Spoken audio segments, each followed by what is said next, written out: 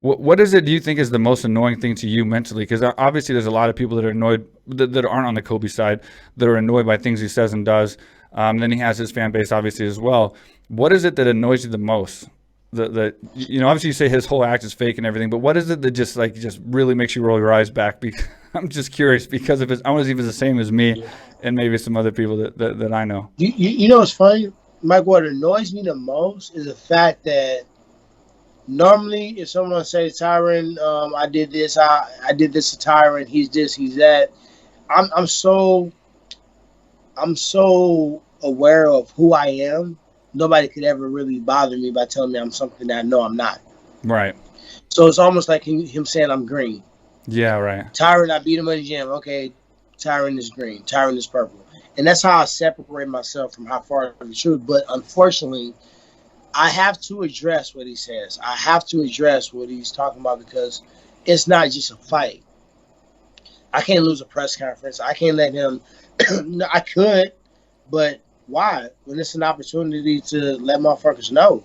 So now I'm going to have to respond to that. He's going to respond back, and I've got to respond to that. And I got to balance and be able to stay focused, stay sharp, stay thinking about the training, and not get caught up into the jar jacking and the back and forth on the press conference. Because he's going to try to use everything. And mental warfare, you know what I mean? He's going to try to be racist. He's going to try to talk about stuff in my personal life. He's going to bluff and make up shit about the gym. He's going to ask all these dang questions. Because he was in St. Louis with me, so anything that he can turn into something, he's going to do that. Sure. And guess what? I'm going to match him and make him look stupid. I mean, one thing that's good for you, though, is, he's doing everything in his power to get where you've been. And there's nothing anyone can do to take that away. You know what I mean? You're still there fighting when you don't have to be. You could be on to music and on to acting and moving on with your career as one of the greatest welterweights of all time. He's trying to get there. So no matter what he says and what he talks, technically, he's still trying to become and have the impact that you had results-wise in the UFC. And is there? I got to ask you this though. Is there? Because I know the story with you and him and how a little bit how it goes back. Is there just like bitterness with you? Like I know sometimes when you help people or when you've been there for people or when you do things with people and then they turn on you and then to this degree where you're going to actually fight and he's saying a bunch of shit that's like maybe true that shouldn't be said, stuff that's not true. People can't even tell the difference. Is there a lot of bitterness as far as like just a loss of faith in humanity in people when you have to deal with something like this where a guy turns on you like this? I think it's hard to even put it any better than what you put it. You know what I mean? To be honest, it's like it's a situation where we're gonna have people who just basically betray us at some point of our life. Yeah, I've been there, man. We have people that you invested a lot of time in. I know you understand this very well. Unfortunately, you invest a lot of time and energy in something or someone, and they don't value that, and they don't actually go back and try to repay that or even say thank you. Right. So in this situation, it's like this. You've been talking all that shit about fighting me, knowing that when you were talking this stuff, I used to torture you. Like it wasn't even fair. So now you got to actually fight me. So now you put yourself in a situation where you told everybody all these lies, and now you have to actually fight the person you've been telling lies about. Yeah. And you made that person pissed off. That's stupid.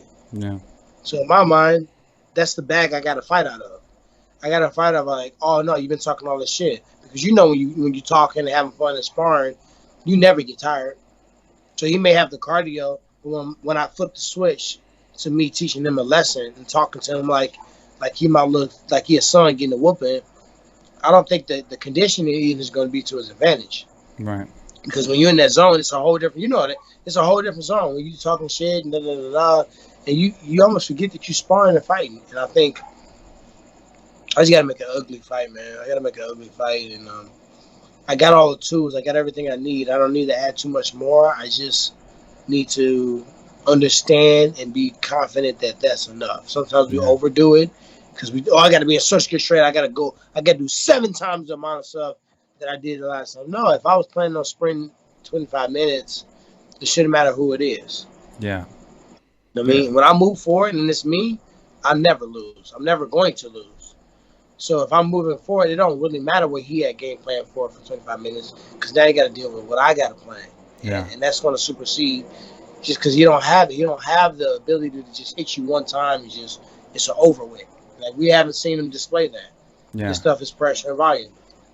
Yeah, and his, you know, his obviously his offense being that pressure and that cardio is grinding, but it's not going to put you to sleep or submit you. Yeah. You know what I mean? So his strong suit is going to grind you. It could wear you down. It could potentially, you know, he's going for more that decision style kind of victory, whereas your upside and your offense can damage him and can put him to sleep and can finish him. So it's like that's what makes this fight so interesting. And it's going to make him. He has to grind me even more. He has to. Yeah. He knows that in the open, I pose big threats, and like out of everybody in the division, me and maybe one or two other guys have the ability to touch him once and it's over wrap. Yeah. You got sat down and knocked down by Usman, and that was just a basic straight right punch. It wasn't like something that he had a lot of ass behind. He didn't like throw it crazy. He just threw a straight punch, and that was enough to sit you down. So cardio or not, you're already showing me that your chin, once it's touched, you know what I mean, your body's going to be normal. You can have the greatest cardio on earth, but if you show me when I touch your chin and I punch way harder than Usman and I hit you, you going down. Yeah, no, I agree with you totally. And how much can he pressure into that power? And that's going to be the question. Yeah. You know what I mean? Like, you can pressure so much, but when you're pressuring into clinching and pressuring into wrestling and pressuring into takedowns, that's a whole different ballgame than pressuring into right hands and knees and elbows and kicks. And I mean, it takes a toll, bro. Like, and you are, man, like, I can vouch you have so much power, bro. Hey, pressing into slaps, whatever you want to do, man. But it's gonna be an exciting fight. So there's no set date or anything like that. It's just on the horizon. We're getting close on the date. We're getting real close on the date, though. But it's going down though. September, October. Yeah. It's going down though. It's going down for sure. Hell yeah, I'm excited, man.